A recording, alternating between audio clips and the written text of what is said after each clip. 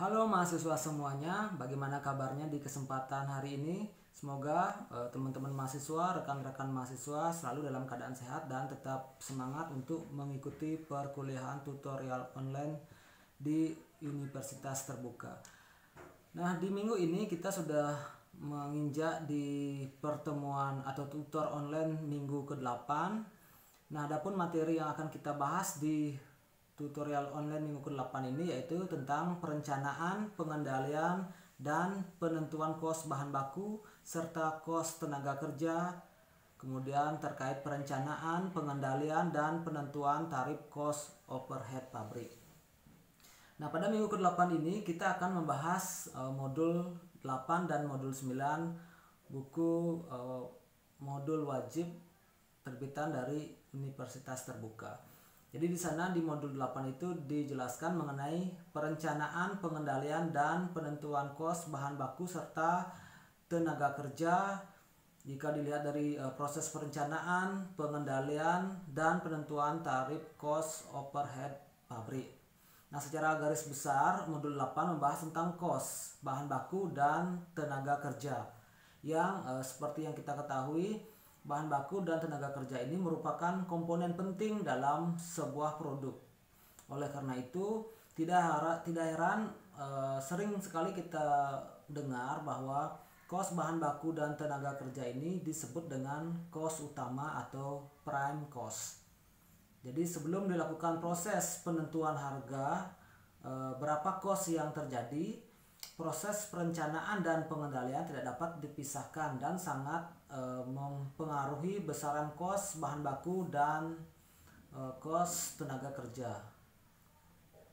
Kemudian berkaitan dengan bahan baku, meskipun proses produksi dan kebutuhan bahan baku dari masing-masing produk itu bervariasi sehubungan dengan jenis dan bidang usaha, sistem dan prosedur pengadaan dan penggunaan bahan baku mengikuti langkah-langkah yang sama.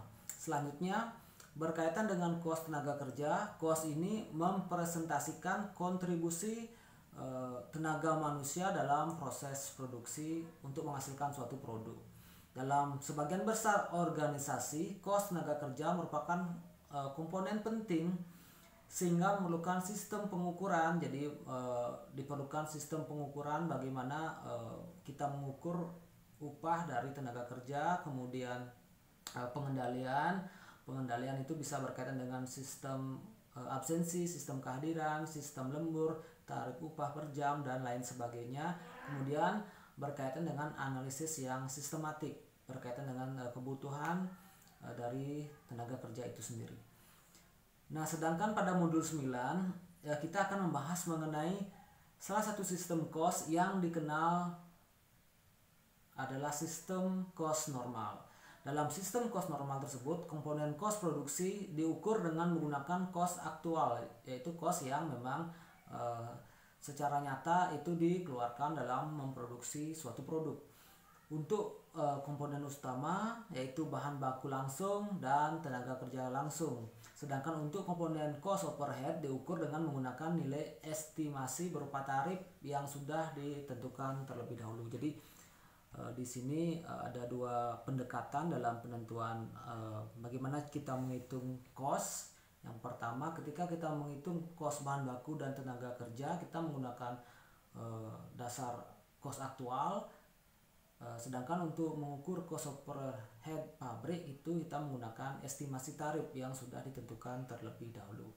Nah, selain mempelajari modul yang ada di modul 8 dan 9, teman-teman mahasiswa silakan untuk mengakses URL yang sudah disiapkan, di mana URL itu berisi video materi yang akan kita bahas di pertemuan yang ke-8 ini. Kemudian saya juga mengingatkan untuk teman-teman mahasiswa agar selalu mengisi daftar hadir, kemudian mengerjakan tugas diskusi, tugas formatif, dan tugas latihan sumatif yang sudah disiapkan pada akhir perkuliahan ini. Sehingga di akhir pembelajaran diharapkan mahasiswa mampu untuk menjelaskan perencanaan, pengendalian, dan penentuan kos bahan baku dan tenaga kerja. Kemudian yang kedua, mahasiswa diharapkan mampu menghitung alokasi dan distribusi kos overhead serta menghitung kos produksi dengan metode aktivitas based costing atau ABC.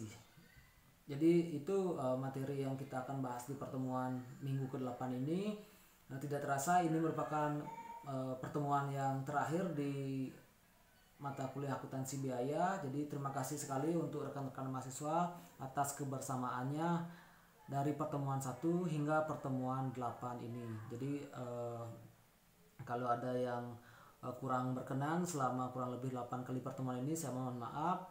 Tetap teman-teman untuk semangat kuliahnya, tetap mengerjakan tugas-tugas yang sudah ditentukan oleh pihak UT, sehingga nanti di akhir perkuliahan teman-teman bisa mendapatkan nilai maksimal.